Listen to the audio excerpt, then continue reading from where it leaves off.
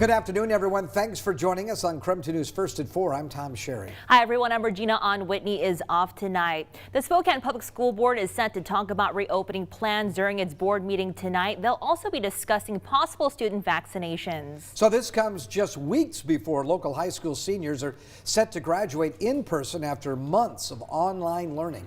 Our Ian Smay joins us live in the newsroom this afternoon with more on the meeting and how graduations will be handled by Spokane Public High Schools. Ian. Yeah, good afternoon, guys. As you said, the SPS School Board will be giving updates on school reopenings, and one of the items that leaders are supposed to be providing an update on is student and staff vaccinations. This comes just weeks after the Washington Department of Health released guidelines for schools for the upcoming year. The Department of Health said in those recommendations that it will not be setting a COVID-19 vaccine requirement for students or staff. Another item that the SPS Board is set to provide an update on is graduations. According to the district, 10 of the 12 high schools having graduations will be doing so in person. Each graduate will receive 2 general seating wristbands to provide to guests. There will be vaccinated sections at these graduations, and students can trade in their 2 general admission wristbands for 4 vaccination section wristbands. People must provide proof of vaccination for that section. But for the students, they're just excited to complete this chapter of their life in front of their loved ones. I'm very excited to be graduating among my peers and in front of my family, just because having so much taken away during the year, it's super exciting to all come together now at the end and get to spend this monumental time together. Now let's take a look at some of those graduation dates and times. Shadle Park will send off its seniors at 1:30 p.m. on June 12th. Later that day at 4:30 p.m., North Central will hold its graduation ceremony. The next day, we'll see Lewis and Clark seniors graduate, including Ella, who you just heard from, at noon on June 13th. Ferris follows them at 3:30 p.m. that afternoon, and Rogers will round out the Sunday festivities at 7 p.m. on June 13th. All of the graduations you just heard about are taking place at the Riverfront Park Pavilion. We'll have more for you on what SPS leaders say at the board meeting during our shows at 10 and 11 o'clock tonight. For now, back to you guys. All right, Ian, thank you. Well, the fate of an entire city in North Idaho is set up in the air tonight as it remains unclear whether Dalton Gardens will have a single working employee tomorrow. Animosity between city council members and the mayor have created an environment so dysfunctional, longtime staffers have started resigning. Only one employee is left, and she too is planning to step down. Tonight, we'll tell you about the last-ditch effort to keep the lights on at City Hall and all the drama that led up to it. All right, turning now to a check on weather. Hope you're all enjoying this afternoon so far.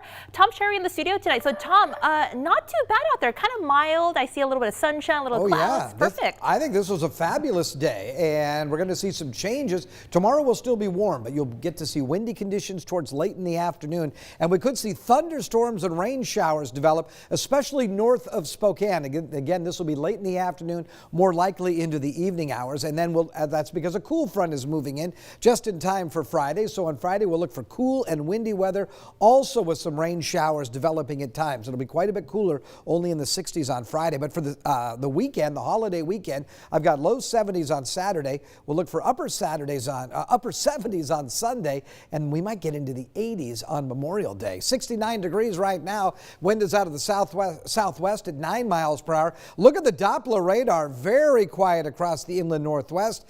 Close-up view not showing you any precipitation. This time last night, we had quite a bit of activity going on in northern Idaho. We'll look for an overnight low of 49 degrees. Should see a high of 72. And again, then I said some evening rain showers and isolated thunderstorms. Looking ahead to the holiday weekend, look at this. Mild on Saturday, 72. Sunday, we're at 78 degrees. And on Memorial Day, Monday, very warm with a daytime high of 84 expected.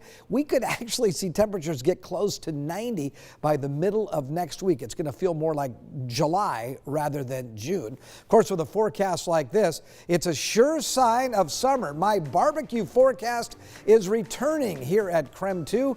It combines all of our favorites. We've got summer grilling. We'll have good weather. We're also helping the fight against hunger.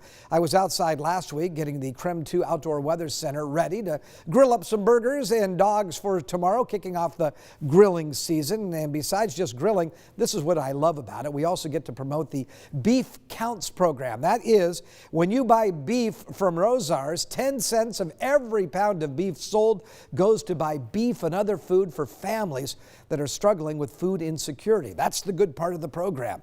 So we are celebrating the campaign tonight with a food distribution. It's going on right now at the West Central Community Center. And of course, that's where we find our very own Laura Papetti. She joins us live as that distribution is underway. Hi, Laura. Well, hi, Tom. Hi, everyone. I love this time of year and I love this event because, as you said, it kicks off the grilling season. It kicks off the Beef Counts campaign. And so all our partners are here. The local ranchers are volunteering. We've got Second Harvest and folks from Rosar's. They're handing out food, including beef, a pound of ground beef, to about 300 families. And it was packed. They had to open early. It was set to open at 4. But you can see here at the West Central Community Center that the line is fairly long and in fact wrapped around the park area. So they had to open early so we didn't shut down traffic, and now they're handing out boxes.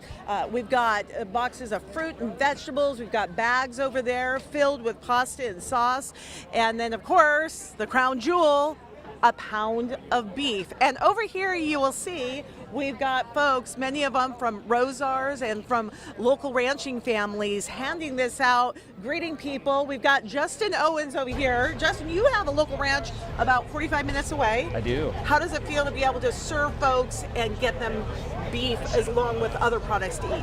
It's amazing. It's so fulfilling to just see everybody coming through, the emotion on their face. I mean, it tells me everything I need to know that we're out here doing the right thing and helping people in our community.